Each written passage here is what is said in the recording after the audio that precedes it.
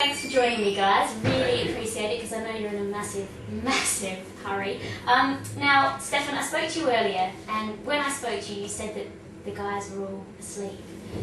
Is the tour taking it out of you? Because I know that you've been travelling quite a lot, and that you come from New York, so... It takes it out, but it puts it back in. Yeah, I think that's well put. It's hard. I mean, between the shows, it's a lot of driving, a lot of where are we staying, what are we eating, and, The downtime is a killer, but the shows are actually so amazing that they makes up for it. I wish we need like crayons and coloring books and like silly putty and stuff like that to kind of keep us occupied. Yeah. Now, I was going to ask you that actually. You mentioned the show. For people who haven't seen you yet, or who are coming to see you either tonight or next week at Shepherd's Bush, what can we expect from a typical New York Howl gig? Well, the band is a melange of authentic parts of New York City culture. We all been playing as solo artists for many years, and coming together was kind of like a super group.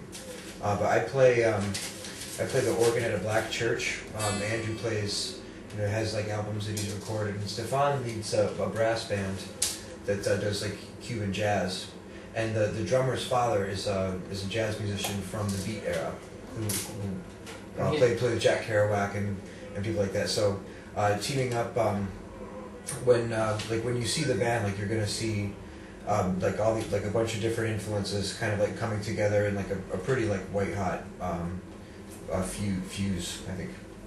Cool. So there's a lot of stuff coming from a lot of different it's pretty much sort of like based on like old like soul and like rhythm and blues, like mixed with like more like punky, edgy sort of rock.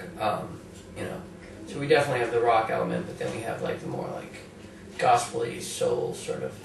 Now, I've listened to your music and I love it. It just makes me want to get out of my seat when I'm at the office and dance around the office. Really cool stuff. Now, you haven't mentioned this, but I read it on your MySpace, and I also saw some really interesting pictures where they said that your gigs are really renowned for being just amazing live spectacles. And then I saw the pictures with girls with tassels on and not much else. And then I read something about, was it erotic dancers or something? Yeah. I need to clear this up. Well, okay. Can we set that They're part of our scene because we play when we're not we play shows for like burlesque dancers, and so we're sort of like friends with them, and it's kind of like it fuses together.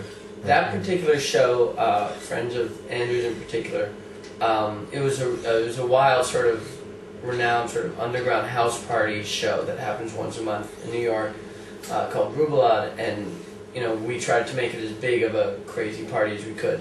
And these two girls were go-go dancing throughout the show. And they were Aussies. What? They were. All the one of them go-go was. dancers are Aussies, yeah. And a Copacabana. Wow. God, so you guys mixed in the right circles. Well, sort of where we came from, the sort of, as Brer mentioned, like sort of performance arty world is, we're musicians, but we come from a world with this just a lot of different artists of different genres, dancers, performance artists, writers, comedians, general troublemakers.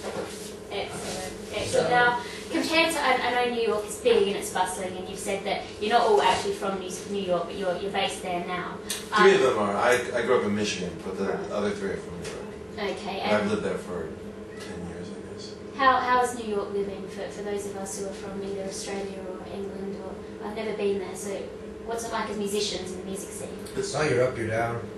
We tend to get shuffled around pretty quickly. So I immediately came there and had my brain melted by some amazing musicians that changed my life, and then I couldn't afford to live there anymore, but I still was there, and then I met some more, and they just sort of just shuffle around, just look for this hot spot and hit it and move on.